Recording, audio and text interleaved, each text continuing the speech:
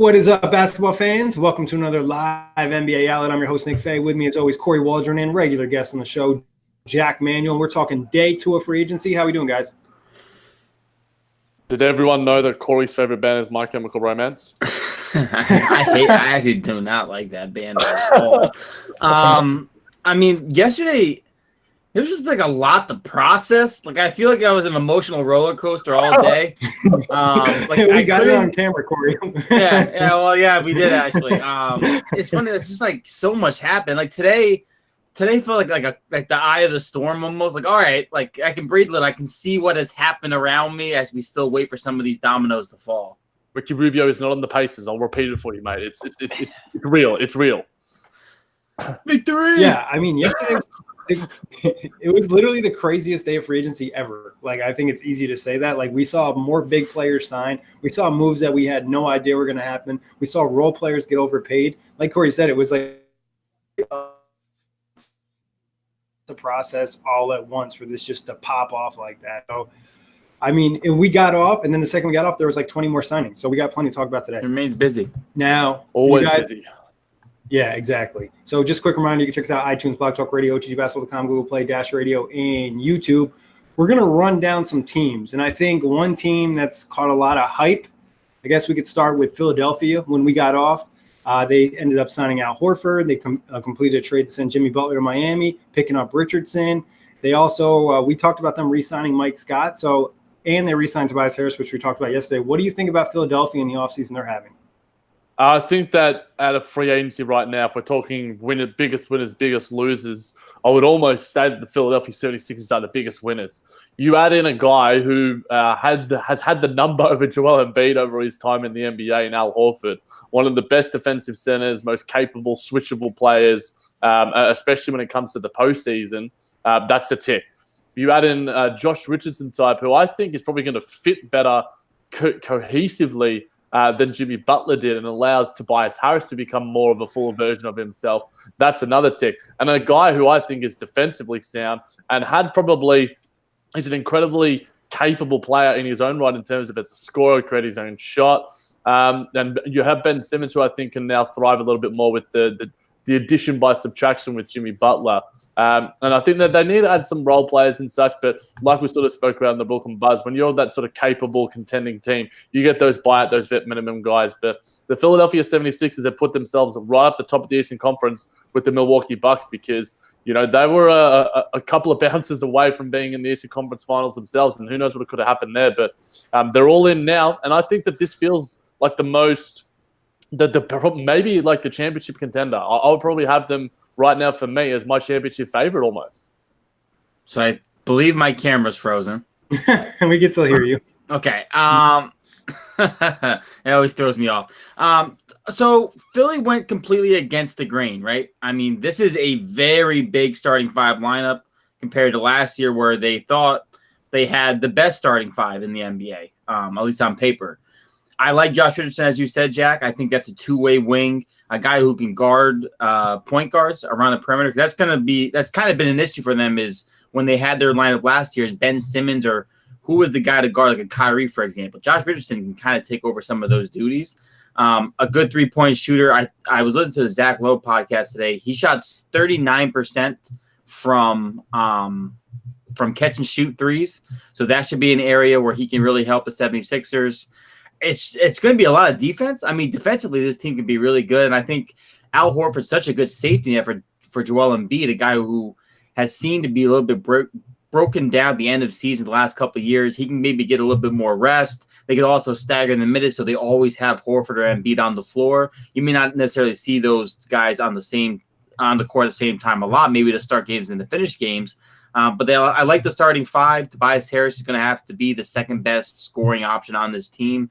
The bench, we mentioned the loss of J.J. Redick. They need three-point shooting still. That's still the biggest issue on this roster is who's going to be the guy to take some threes.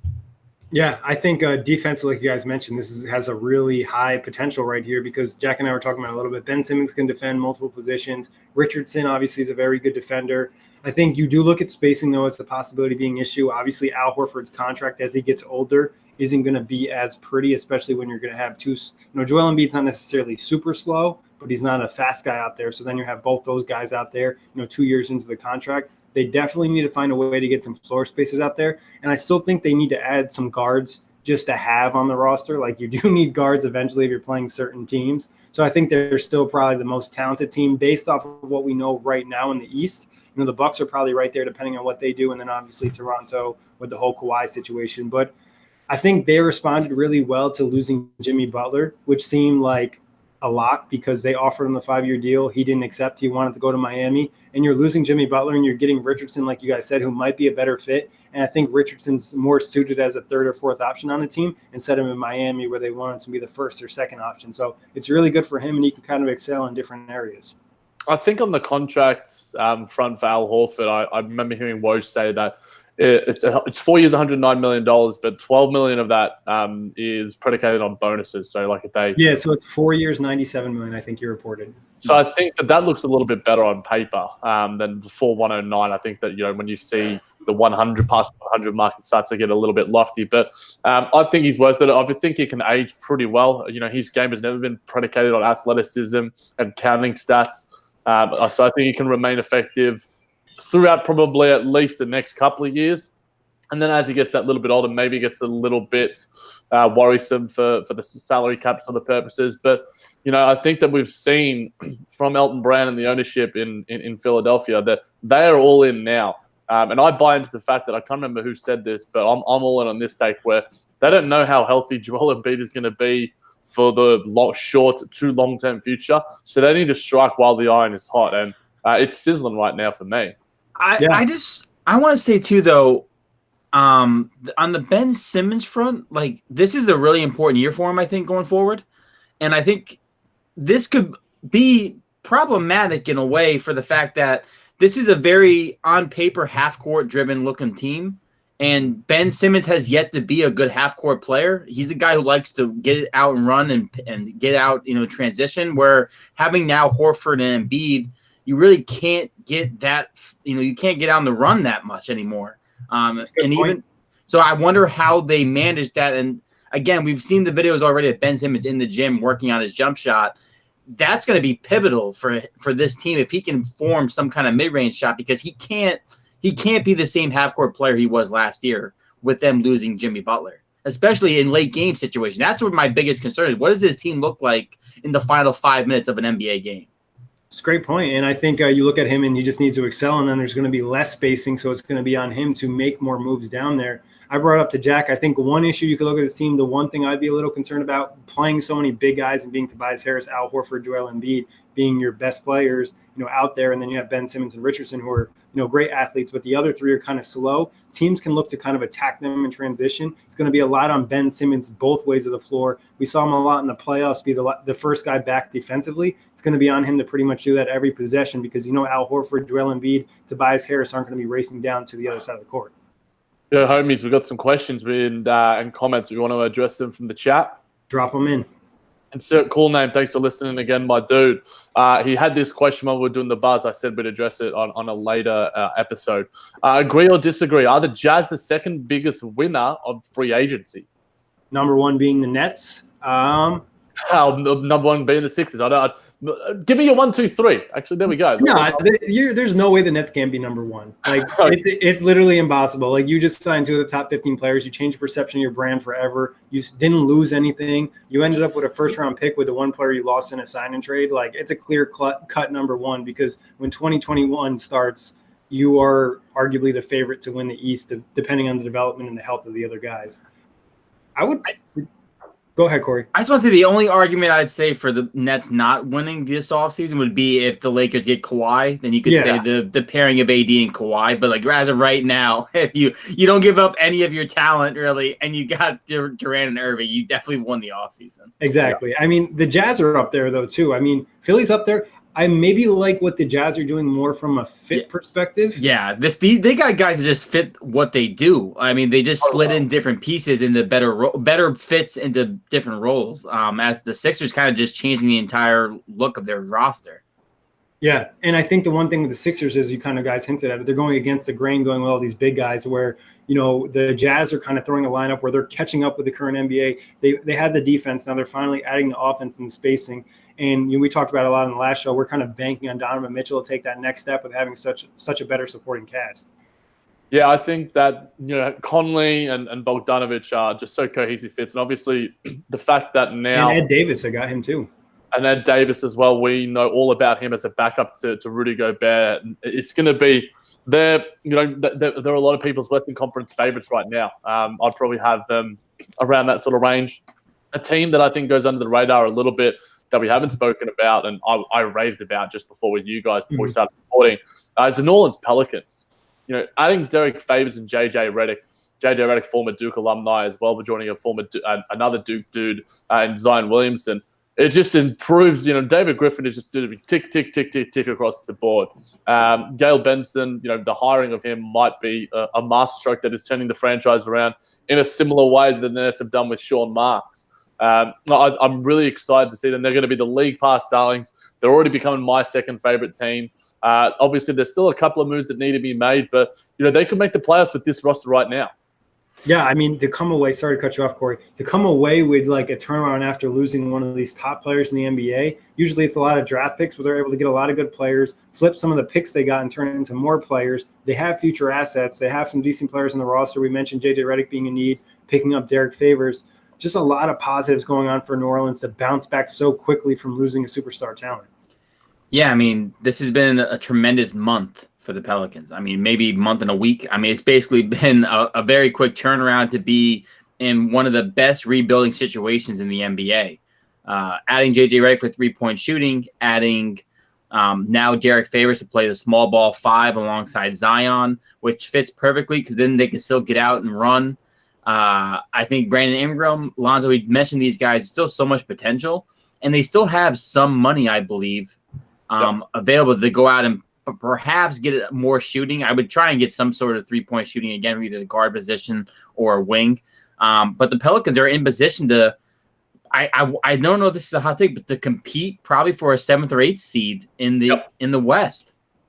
Yeah, I think it's a possibility. I think we're going to have to wait until the end of the year because it seems like there's a lot of teams in the West that'll be pretty good again, like it seems like it is every year. But we'll obviously get deeper in the preview. But I think they're in a position right now where they could be really good depending on – I think some of it's going to come with the jumps with the guys that we mentioned, like Lonzo, Ingram, even like Josh Hart. How good is Zion in his first year? How good is Hayes? Like obviously they're going to depend on a lot of young players. How do they develop in their first NBA season or second or third? And what's the look for Gentry? Is he the head coach going forward now that you have all these young guys? They re-signed him, didn't they? Or they extended his contract, I'm pretty sure. I don't know if that means necessarily too much in the NBA. I honestly think that this roster right now, David Griffin is almost building a roster that suits Alvin Gentry's coaching style. A team that is going to run. That's going to put up 120 points a night. Might lose, concede 130 on the other end, but Derek Favors as a defensive force, when he was on the floor with the Utah Jazz, they didn't lose anything, despite the fact that Rudy Gobert is probably, 2-time Defensive Player of the Year winner. I think that they've got all the pieces right now, like you said, Kory, to be a 7th or 8th seed. And I reckon they can push for a 6th or 5th, depending on how things mesh and if Zion Williamson gets to that potential. But a couple more questions, homies. Do we want to keep at them? Yeah, go for it. So we've got LeKeston. Who is getting DeMarcus Cousins? That's a mystery. The DeMarcus Cousins front has been extremely quiet. We haven't really heard anything. I mean, at this point, he's going to take a lot less money than we probably anticipated going to the offseason. Maybe the NBA Finals didn't really help his case in getting a better contract. So I'm not sure. I mean, I actually think maybe is there like potential for him to land in Dallas? I think Dallas is a possibility. I've seen rumors of him heading back to Sacramento, but apparently Sacramento doesn't want him. I've heard rumors about the Lakers. You think of the teams with space. I don't know if DeMarcus Cousins is going to be getting a hefty contract that he wants. We saw the rumors pre-free agency that he would be heading to New York. They could add another center to their roster. Why not? Bobby Portis, Taj Gibson, Julius Randle. Why not get DeMarcus Cousins? Just go like a 5-man big lineup with Mitchell Robinson out there too. But in all seriousness, I think that the Kings and the Lakers to me seem like one that if they strike out on Kawhi Leonard or they could get him on the cheap, seems like to me a guy that they could certainly add. Seems like a Lakers-ish sort of fit as well. But outside of that, with the teams with space, you look at Atlanta and all these other sort of teams. You don't know where DeMarcus is going to be. Maybe he re-ups in Golden State again for another sort of small deal and tries to hit the free agency market next year. I think that's possible. When the market isn't necessarily going to be as saturated. And maybe if he has a better season, a really good run at it, and really proves his worth, he might get that massive payday that he wants. Obviously, that's what he wanted this season, but the basketball gods obviously didn't necessarily have that waiting for him. But, it's almost fascinating that we haven't seen necessarily anything about him. But I think because Kawhi Leonard almost has a stranglehold on the free agency right now and everything that happens, the players around him are obviously just waiting in the wings to an extent to see what happens with him. Yeah. With Enes Kanter getting signed today, for example, to the Celtics for 2 years, $10 million, Cousins is not getting more than that, I think, coming off the torn quad. And you look at teams, I guess the Knicks would be a place. I like the thought of Dallas, perhaps. They got Seth Curry today, which I thought was a solid move, bringing him back, adding some more three-point shooting around Doncic and Porzingis. I think the Lakers would be an outside chance. The Anthony Davis relationship, DeMarcus Cousins. There's something that makes sense about that, I think. I would say like dark horse Miami. They just move Whiteside. Maybe they give him the vet minimum and they just kind of say, oh, Butler, look, now we got, if healthy, possibly a top 20 star next year. But there's not a lot of destination for big men right now. The market really cleaned them up fast. Yeah, and we saw how bad he looked defensively in the finals. That doesn't really help. I think it would almost make sense for him to take another one-year deal, get healthy like Jack mentioned, showcase his skills, go into next year's free agent class where there isn't a ton of big names. He could probably get some money because, like you said, Kory, the big market really isn't that crazy right now. Like solid players are only getting the room exception, so 2 years, $10 million. So interesting. He'll be an interesting guy. I mean, the Laker front, too, makes a little bit of sense. If they strike out, it's kind of like, okay, we got DeMarcus Cousins. He's another big name for the brand. Will.i.am has said, where is Danny Green going? Well, the only thing I've heard about Danny Green is if Kawhi were to go back to Toronto, Danny Green would go back to Toronto. Other than that, I heard there's offers from, I believe, Dallas on the table. Yeah, I heard that one as well. Yeah, other than that, I'm not really sure on the Danny Green front because a lot of the money got soaked up, and he's a guy that probably could have got a decent paycheck, but he obviously seems like he's into winning and trying to get Kawhi back to Toronto. I would also say that Dallas probably after getting Seth Curry's out of the running. He's a little bit different, though. He's a little bit more of a true wing where Seth is more of like a guard. Yeah, I think that there's going to be someone that splashes a little bit for Danny Green. Obviously, I don't understand. And he sort of said that, he'll be revealing on his podcast and Yahoo Sports Canada. So I think keeping an eye on those sort of pages. But Danny Green didn't have the greatest of postseasons. I think that he's now heading into the twilight of his career. So I think obviously wanting to re-up with Kawhi Leonard benefits him most. So I think that you keep the Lakers in sort of mind for that and re-signing in Toronto for some sort of deal too. But because the market is so bereft right now, we've seen so many players already sign. He's one of the top guys still out there. With the DeMarcus Cousins, Kawhi Leonard, and the like. So we'll have to see and watch this space because we might have to do another one on an emergency Danny Green DeMarcus Cousins podcast. Hey, it's a possibility. What else we got in the chat, Jack?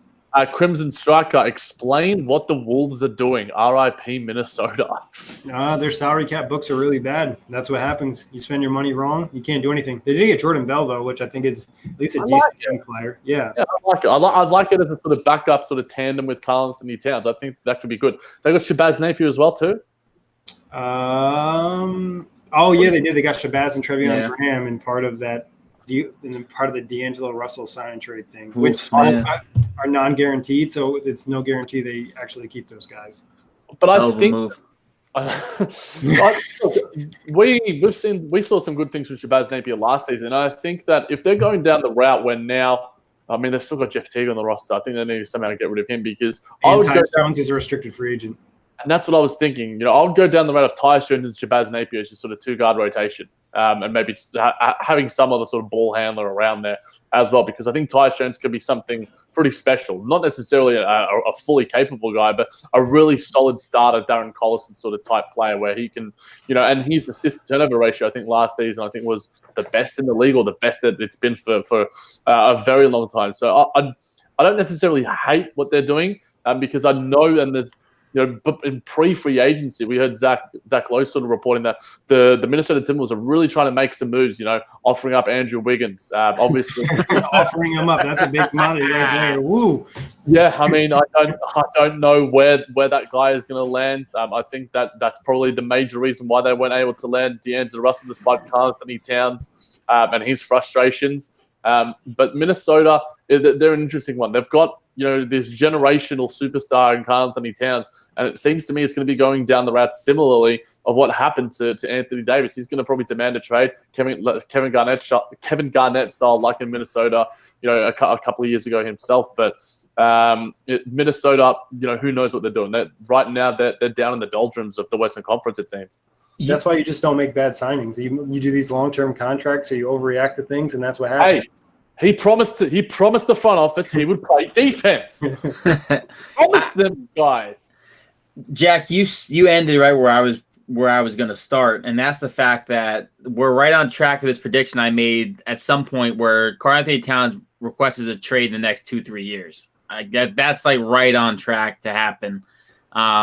You as Nick has been kind of harping the last couple of days, when you lock up cap space to these players that are mid-level, like an Andrew Wiggins, a Jeff Teague, you stranglehold your franchise. And when you have a young talent in Karl Anthony Towns, the patience is just real thin, especially when you have opportunities to pair him with his best friend in D'Angelo Russell. When you have those opportunities to pair friends, especially now, this is the player empowerment movement.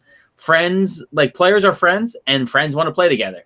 And if you're a team and you can't necessarily get a top friend of one of your stars who wants to play with your star, then that makes your star's position of trying to get out when he can a lot more likely. And I think Towns, this is the beginning of the end for Towns in Minnesota. I truly believe that.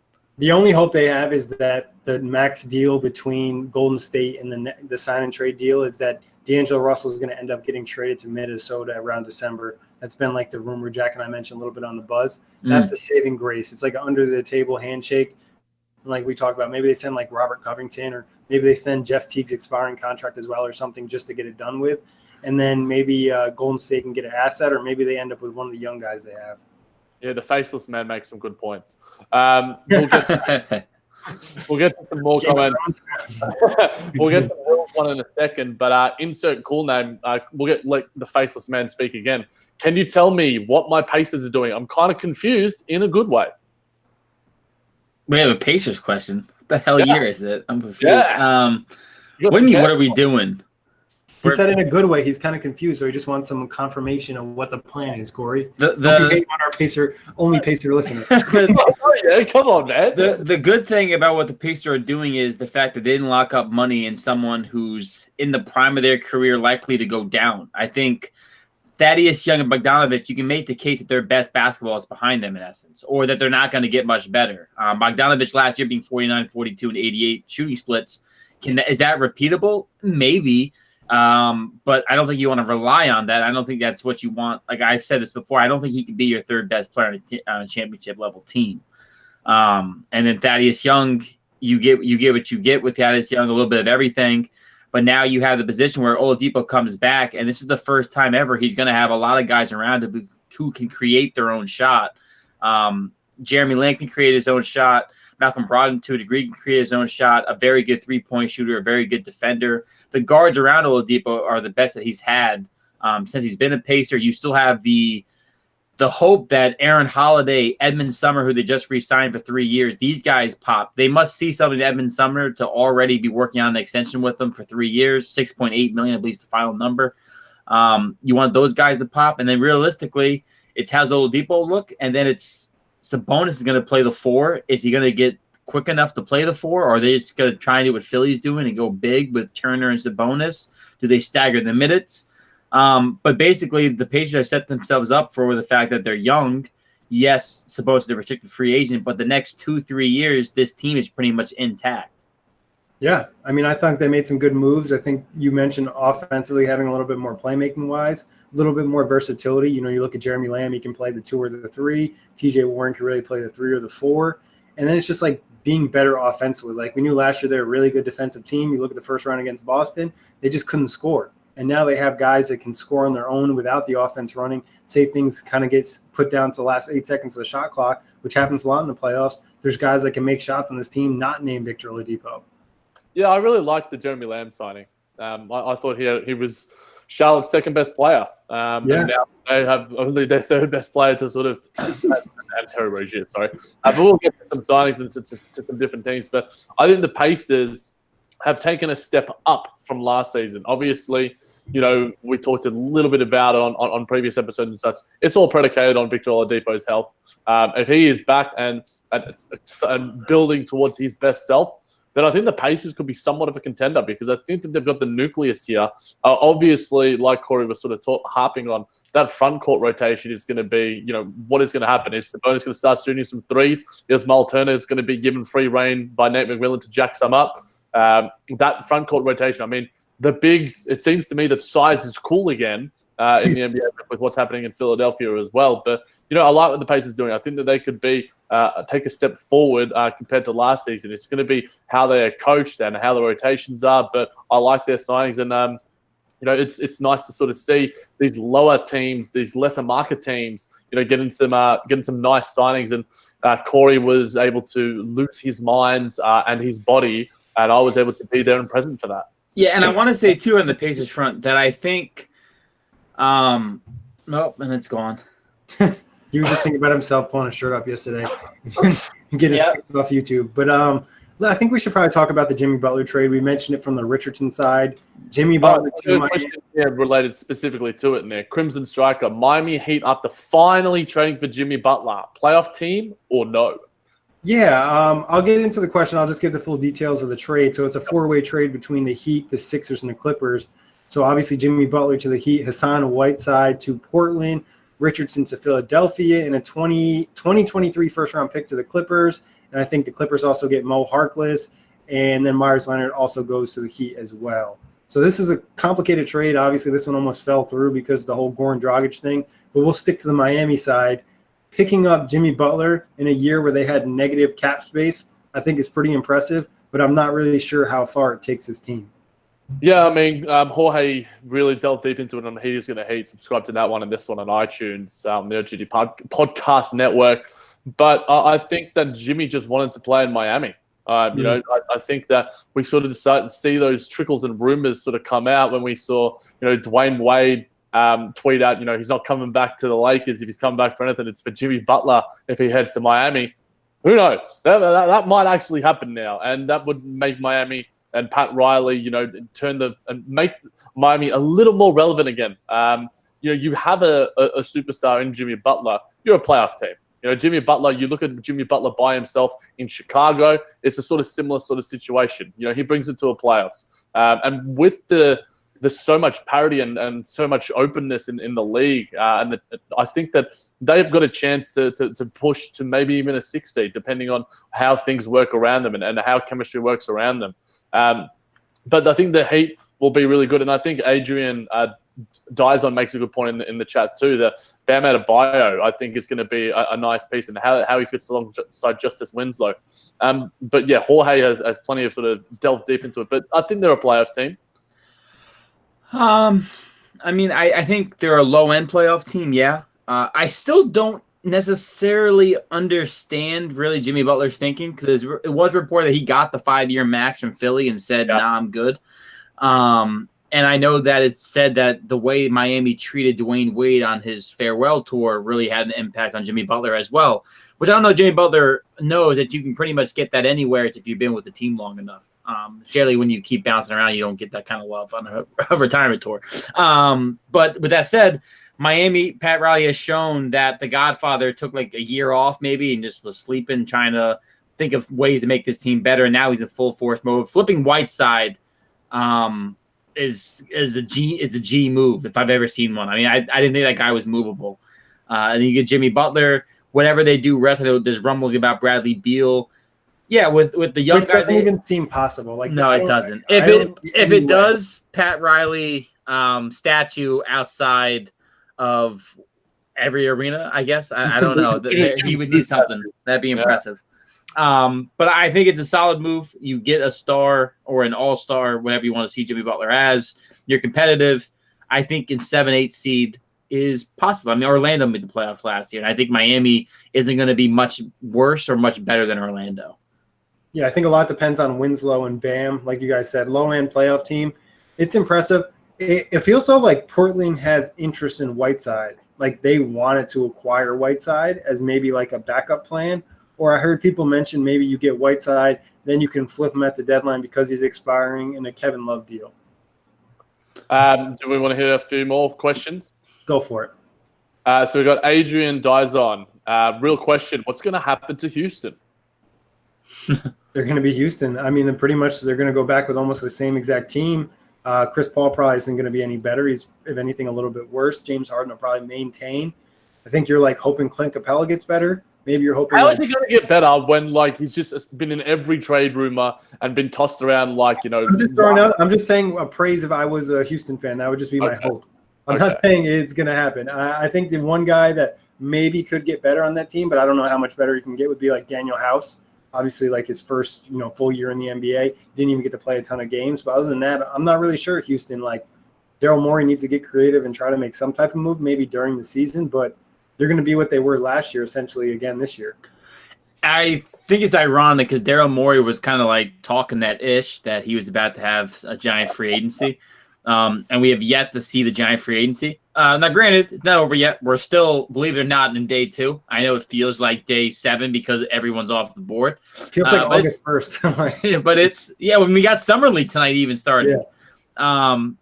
I don't see Houston changing it up much. This is a run it back team. And I don't think it's bad necessarily to run it back. I mean, this was still a really good team in the Western Conference. You have to think that if Kawhi doesn't go to the Lakers, the West is still wide open if Kawhi doesn't end up on the Lakers. So I think it's not terrible for the Rockets to run it back, but I think be cautious of the fact that like Chris Paul definitely taking a step back. What is Eric Gordon going to look like?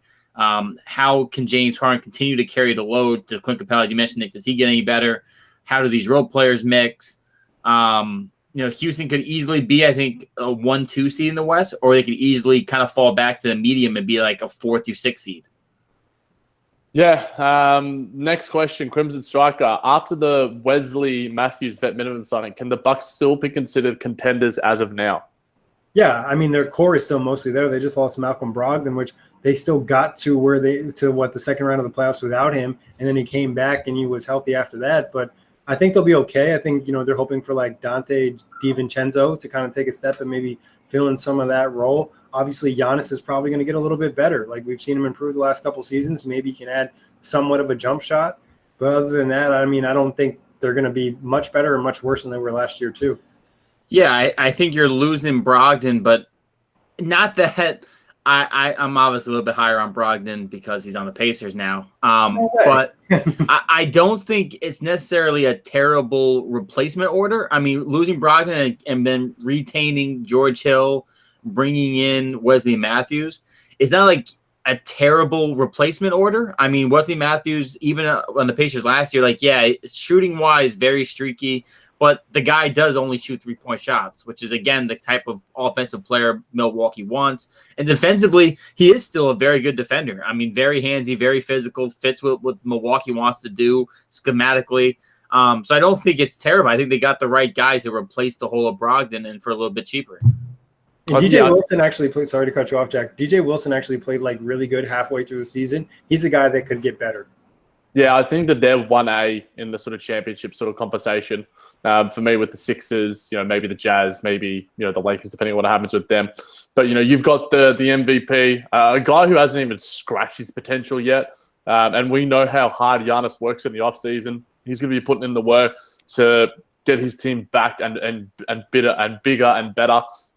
So they're absolutely a bona fide contender and should be considered one of, if not the championship favorite alongside the Sixers, the Jazz, and those sort of teams because they've got the best player out of those guys. and Giannis is healthy. They've got a great coach, the coach of the year as well. And yeah, Kory sort of mentioned, obviously he knows a little bit about Wesley Matthews, so I trust his opinion. I think he's going to be a nice fit there too. But we've got one. Where did that question go? Crimson Striker. No, that was the one I just did. Insert cool name. Do you believe the Grizzlies can make the playoffs?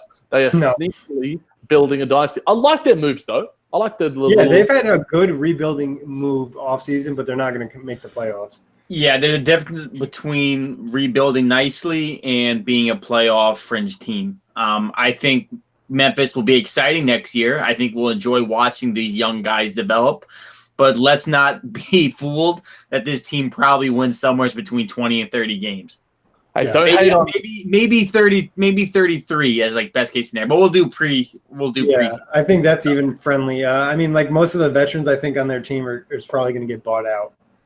I mean, Kory, you've been mean to the Atlanta Hawks for a very long time, and the Memphis Grizzlies, your new Atlanta Hawks. No, actually, I don't know who's taking that reign. I don't know who's going to be the team. For the Hawks, it worked out well for the Hawks. Like they're looking good now. In spite of Kory's hatred, Trae Young out of the league in 5 years, right? Change it to 7. But on the Memphis Grizzlies, Jaren Jackson Jr., Ja Morant, Brandon Clark. I like that small nucleus, and obviously you buy out an Andre Iguodala, you get a pick in return. The front office there is making some nice moves and building slowly and steadily in a similar way to what the Atlanta Hawks are doing. And I think, that sort of small core nucleus, obviously there's going to be plenty of growing pains, but I think that it's exciting to watch a young team on the rise. And they've got a young nucleus that we don't know what it's going to be. Jaren Jackson Jr.'s ceiling is an Al Horford type. Ja Morant, what is he going to be? Is he going to be John Wall, Russell Westbrook, or is he going to be a lesser light? We just don't know. And Brandon Clark seems to me to be one of the better role players in this draft. If I'm believing guys like Dylan Jackson, Dalton Pence, and Matt Esposito. But insert cool name jumped in again. Do you think Denver overpaid for Jamal Murray? Yes. I think they invested him, and they're hoping that he continues to improve. I think he's like we kind of compared him at times to like D'Angelo Russell, being similar as they're both really inconsistent players. And at moments, you're like, wow, this guy's really good. Like he had a couple fourth quarters against the Spurs where he was amazing, and he's the reason they won. And then other games, he wasn't as well. So I think when you're a small market like that, though, sometimes you end up overpaying players. And one thing that we haven't talked about in Denver, I know this isn't related, but getting back Michael Porter Jr., it's like a really big signing for them. Bol, baby. Bol. I think they might have overpaid for him a little bit. I just don't understand, like, when in a similar way with the Lakers Pelicans trade, when there's no competition around you, why are you overpaying someone for something that you've already got? Like, he's going to be a restricted free agent. The number seems lofty. I think that he proved himself. One thing that you have at D'Angelo Russell, he proved himself a little bit more in the playoffs than D'Angelo Russell did. So I think he's got that on him. I think Jamal Murray has a little more spark and bounce about him than D'Angelo Russell does. I think they're on similar sort of trajectories where they could sort of be some of the better point guards in this league. And I'm fascinated to watch, as those two guys sort of play out, and as they battle a little bit more next season in the Western Conference. But it was certainly a little bit of an overpay from me. I think it's way too early to give a player like Jamal Murray that kind of money. Personally. He's 22. Right, 22, and he's been for 41 games worth that money in the season and 41 games. Like, he's just a 50-50 player. Like, there's nights where I'm thinking Jamal Murray could be a top 10 point guard, and there's nights where I'm like, yeah, he's a high teen point guard or a mid-teen point guard. The offense is what you like. The playmaking, he's a little bit underrated, I think, but defensively, he's a little bit of a mess at times. Obviously, there's still loads of potential there. But if you're giving him this kind of money, it feels like you think he might be better than Nikola Jokic down in the future or along in the future. And I'm not sure I see that right now from Jamal Murray. That would be my only concern. But again, 22, a lot of time. Yeah, I like the point you brought up, Jack. The fact is that, like, he'll be a restricted free agent. Now all you essentially did is just mess up your chances. I mean, they're not going to sign big free agents anyways, but like you messed up the chance because when you have guys that are going to be a restricted free agent, you can kind of hold on to them, go sign your other guys, and then potentially go over, not even into the luxury tax, but just over the tax line. Yeah, that's a fair point. I guess we should hit up the Lakers and Crimson Striker. Are the Lakers going to have any kind of bench at this rate with all the guys dropping like flies in the free agency realm?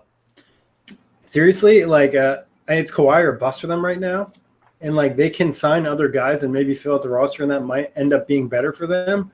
But the role players that they essentially probably would have targeted are mostly off the board. It's faceless man. They got Troy Daniels today. That was the first role player they picked up for 3-point shooting. Big signing, bro. I mean, the Lakers are in trouble because it kind of segues into it because I'm like the Lakers are in trouble with role players because the Knicks signed every single role player on the market who can shoot. It feels like, I mean, god damn, just clean everybody up, like hold all the boardwalks in Monopoly, you bastards, or all the trains. It's clever. Yeah. So I think the Lakers definitely are Kawhi or bust. And I know on Twitter today there's a lot of rumors. Oh, it's Kawhi to the Lakers right now. That's the heavy rumblings. I don't believe any of that smokescreen trash until I see it at this point in time. But they're definitely going to be in trouble if Kawhi goes to the Lakers. You just can't get depth. I mean, there's not a lot of guys left.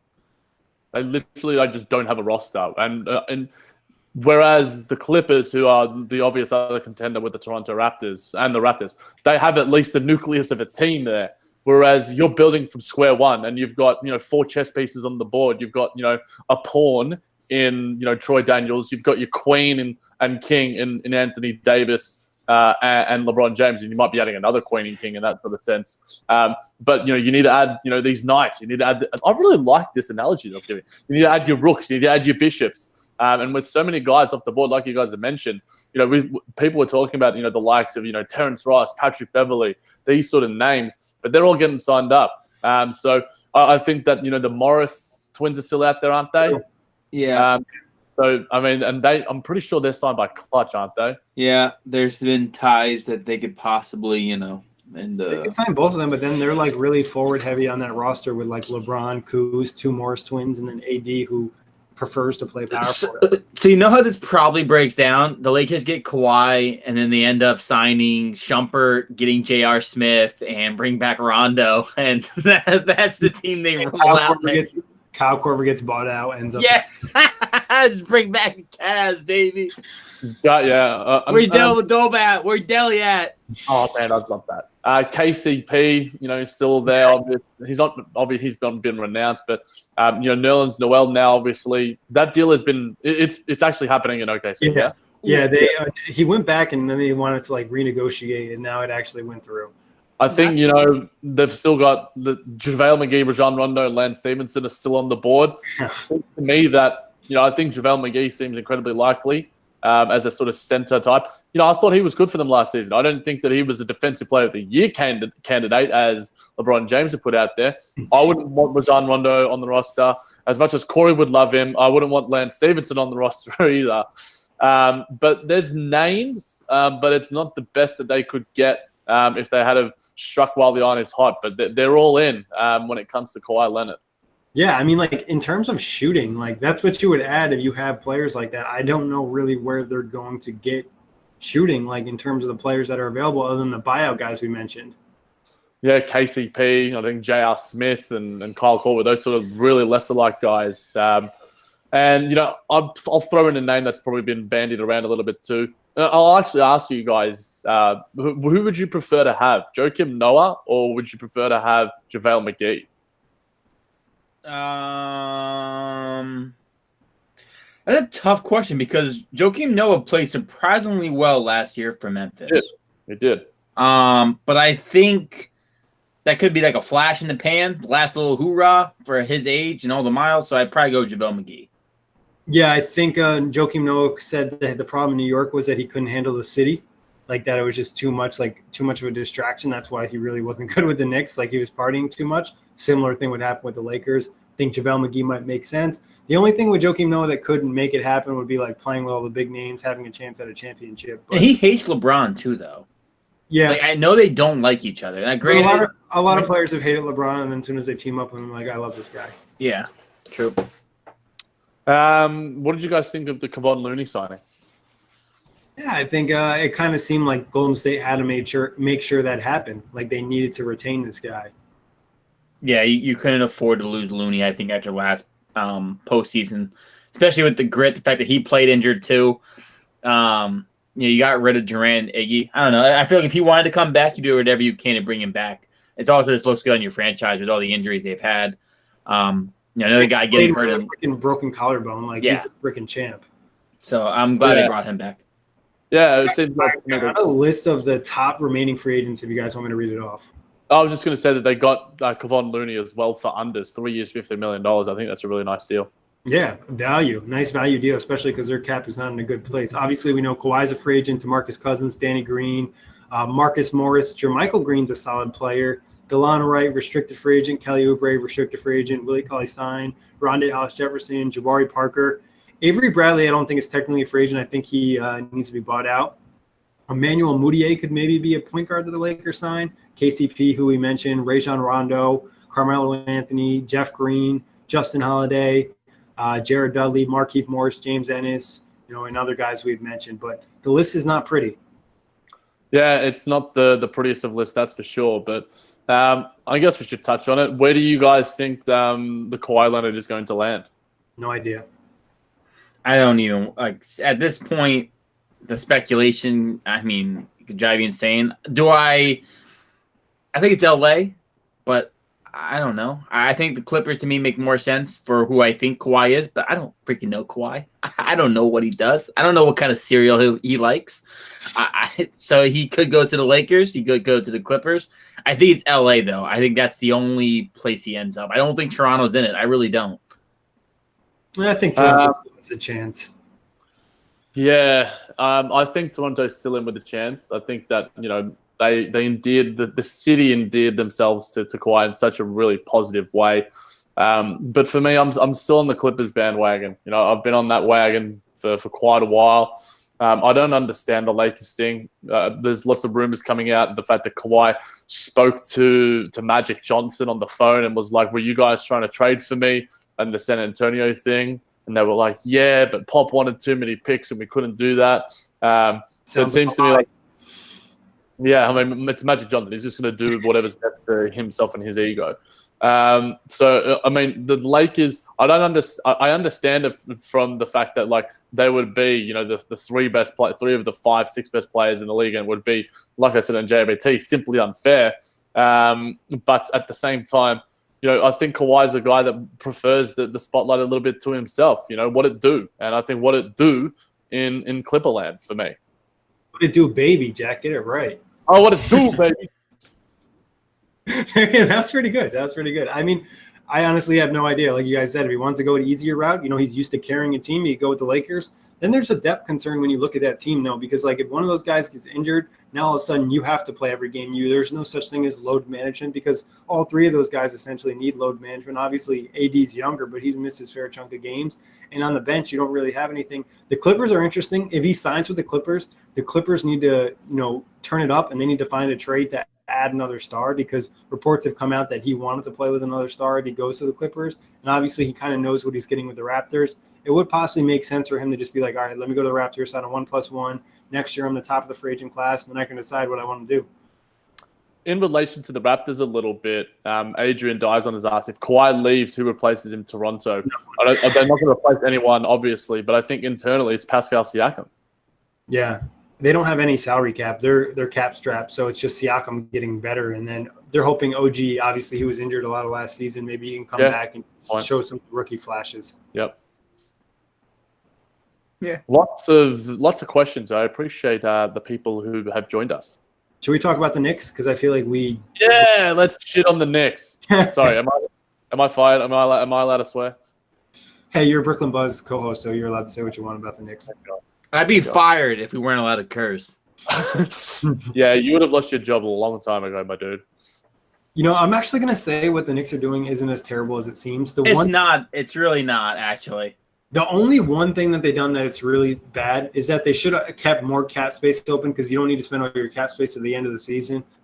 to take on a bad contract and get some more assets. But what they did is a lot of these players are on team options for the second year, and they have a lot of role players that teams will be interested in and possibly trade for. None of them are big name guys. You might not get any first round picks, or maybe it's a late first or highly protected or some second round picks. It's not the end of the world, and at least they'll be a little bit better. I mean, the only one that I'm not like a huge fan of is like Julius Randle for 20+ mil, because I'm just not a Julius Randle guy. I don't like the Taj Gibson one. Yes, same.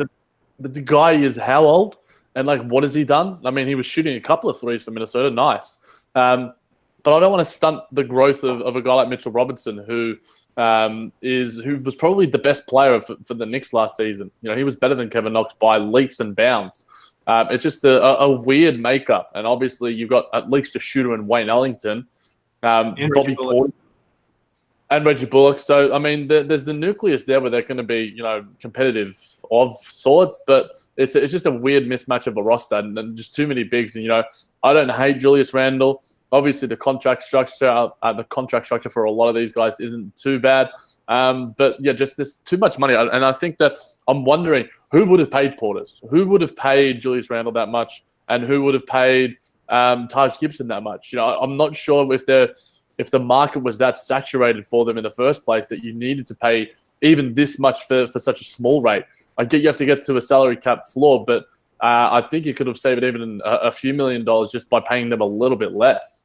I think you pay the overpay so you get the team option for the second year, because now you're in control of the contract. It's all essentially a 1-year contract unless they like the player and they want to keep him. The Taj Gibson thing, I get it. Like, he's obviously, you're hoping he doesn't really play. He's your veteran presence, but essentially it's just a 1-year deal for $10 million. All the guys could essentially be 1-year deals except Julius Randle. He's a 3-year deal, and the third year is a team option. So it's like they still have the cap flexibility, and it's nice in the trading aspect is if they trade it to another team, they pick up that player, and then they could essentially just not pick up their option at the end of the year, and they open up that space. Yeah. Yeah, I mean, what I like about the Knicks signings, I mean, the Taj Gibson one was a little bit but I mean, getting Ellington, Bullock, Randall is the one guy that you can kind of see what happens, but all of these guys are tradable. I don't think any of these contracts I think are too far out of the range of a contending team around February. So I think the Knicks have put themselves in the position to kind of grab as many assets as quickly as possible this offseason. Now, granted, there isn't any marquee free agent next offseason that's going to require these assets, but to sit on them for another year, not the worst. And then maybe in 2021, we're looking at the Knicks actually in the position to make an offseason move at a star. Yeah, I think the other thing that maybe I would have, if I'm a Knicks fan, wishing that they signed maybe a couple more young guys, that there's more potential in like the guard spots, because I think, Jack mentioned this, a lot of them are just like forwards. Like, you sign Bobby Portis, you find Julius Randle, you sign Taj Gibson. They're all around the same height range. You're going to start Mitchell Robinson. He's a guy you're looking for. It's been talked about Kevin Knox's best position is probably a 4 as well. So it's like, okay, what are we going to do with all of these like 4s? Like, how are they all going to play? 2 more questions, homies. All right, we got, should the Clippers gamble and call the Wizards for Beal to appease Kawhi from Crimson Striker? I would say let's get that deal on the table, ready to go. We sign Kawhi, we'll pull the trigger. If not, we're not going to do the deal. But Washington's been really stubborn in terms of like, hey, we're not going to trade Bradley Beal. So it would have to probably be a really good offer, and then you end up overpaying, and then you're kind of messing up some of your roster.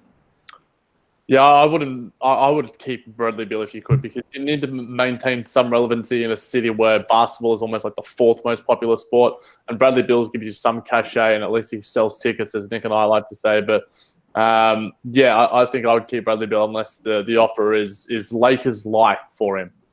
I'm not moving Beal. It would take a lot to move Beal at this point. Beal is still 25. Yeah, you hate the John Wall contract, but I'm not giving up Beal if I'm the Washington Wizards, not at this point in time. And also, Jabari Parker's a free agent. Lakers definitely get him if there's no one else left. Just sure.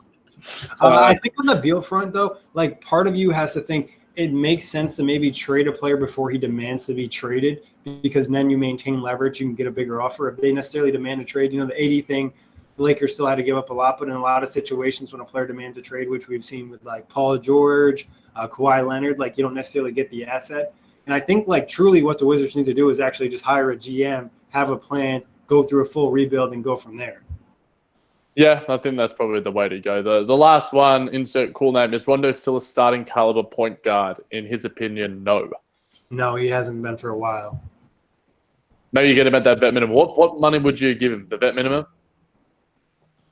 Yeah, I would probably give him the room exception, which is like $4 million, maybe. Like that would probably be the most as a backup point guard. Yeah.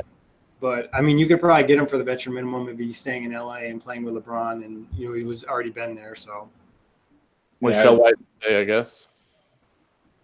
all right. Any other teams you think deserve some love that we didn't talk about? I think that our listeners and watchers let us cover pretty much all the big ones. The only thing, I guess, let's just touch on Hassan Whiteside real quick. Do you think it'll work out better for him in Portland? Obviously, there's a good chance that he could end up starting now because Nurkic is going to miss a good chunk of the season. Yeah, I think that having Damian Lillard and CJ McCollum to keep him in line there, I think will probably help because we know, and obviously, he didn't mesh well with Eric Spoelstra, who is one of the most accomplished coaches in this league. Terry Stotts has leadership on the floor that I think will be able to go, Damian Lillard is going to take the shit from Hassan Whiteside that, he gave to the rest of the Miami Heat roster. So I think it could be a nice enough fit. I think that he could put up some numbers. I don't know how it doesn't necessarily take them a step above, but, I think it's a nice little move, from the route of the Portland Trailblazers. I, again, would have preferred them to get Kevin Love. Maybe that still happens in some form or capacity. But Hassan Whiteside, I think, will be an okay fit there. Yeah, I mean, I think in the short term, it's really important for Portland because Nurkic, who knows what he comes back? What does he look like? I mean, the guy really did snap his leg. And he's a big dude. He's not Gordon Hayward or Karis LeVert. Like, he's a big boy. Right. So what does I wouldn't be shocked if his rehab time is just longer. And I think the good thing about Hassan Whiteside is, yes, the downside of Whiteside is like you can't look at his stats. Whiteside's one of those players where like eye test is important. The blocks look nice on paper, but he chases blocks on the court and puts the team in bad positions defensively because he's being selfish. And then offensively, yeah, decent in the pick and roll, decent around the rim, good rebounder, obviously. I think he'll be utilized by Lillard and McCollum. Him being expiring does make, I think, more. I think you mentioned this earlier, Nick. The thought of Kevin Love being used as possibly like a trade asset in a Hassan Whiteside flip makes sense to me because then you get a dynamic third scorer in Love to pair up alongside Lillard and McCollum, and they can actually make a real push to try and at least get to the finals again in the Western Conference. So I think Whiteside's kind of the move to maybe make a bigger move down the line more than anything, but it's enough right now to keep the team above water while Nurkic recovers. Yeah, and he's expiring. It's a big chunk of expiring, and like the Cavs would just be partially. I mean, I'm sure they're going to want assets in a deal if it included Kevin Love, but they'll be happy to get the cap off their books. Yeah. Did you guys think much of the news coming out with Enes Kanter saying that he had like 6 minutes, even though apparently it was 45 minutes, to make a decision to re-up in Portland? I mean, it is what it is. Like, I think that's something you kind of anticipate sometimes going to free agency. Like, a lot of these decisions have to happen fast, like, especially the way that the first couple hours of free agency went. Like, I'm not surprised they told him, hey, we have a decision. But Enes Kanter probably has to have, like, an idea of numbers in his mind. His agent have to have an idea of numbers in his mind and what he wants to do. It's not like free agency, your thought process for free agency started on June 30th at 6 p.m. You've had all month since you've been knocked out of the playoffs to think about this, and I'm sure you've had communication with other teams. Yeah, Enes Kanter's bum. I mean, I don't know how much I believe it. It is what it is. I mean, good for him.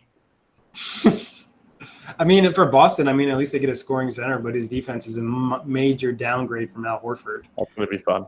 I heard the news. Actually, I was listening to the Low podcast, and he broke that on the pod. That's the only way I actually knew that happened. But I mean, I don't hate it for the fact that like one of the biggest issues with the Celtics has been their rebounding. I mean, they just haven't been a good rebounding team, and Kanter does give them rebounding and low post scoring. But like you mentioned, Nick, I mean, this is a terrible defender. Yeah, I mean, and like you're just trying to get him and Kemba Walker in pick and roll, and Kemba's not as bad as a defender as some people make him seem, but he's still undersized. So it's just, that's where you attack Boston instantly. Brad Stevens is going to have to get really creative. They do have some other good defenders on the roster, so maybe they can kind of make up for it. But like their small ball lineup of Kemba, like let's say Hayward, Brown, Tatum, and Canner, like that is just that's a defensive nightmare. Yeah, I mean, I think at points you probably would rather play Daniel Tice because He's a free agent still. He's not actually technically not on the Celtics. Oh well, there you go. Is he restricted though? I think he might be restricted. I believe he is restricted. So they should be able to retain him. If not, then hey, things could get really funky for the Celtics. They do have draft picks though, and they can still make trades for other players. You hate to see it. All right, guys. Anything else you want to touch on before we get out of here? The Faceless Man, anything? No, I think that's it from the Faceless Man. All right, guys. As always, big thanks to everybody who checked in, especially these last 2 days, dropping questions, thoughts. We appreciate it. It gives us a lot of content. We like interacting with you guys. You can always check us out, iTunes, Blog Talk Radio, OTGBasketball.com, Google Play, Dash Radio, and YouTube. And I mentioned this in the last show. Check out OTGBasketball.com. Staff is doing an amazing job going with some in-depth recaps of some of these signings within 24 hours of the signing. So you're getting fresh content right away. Nice. Peace out, knuckleheads.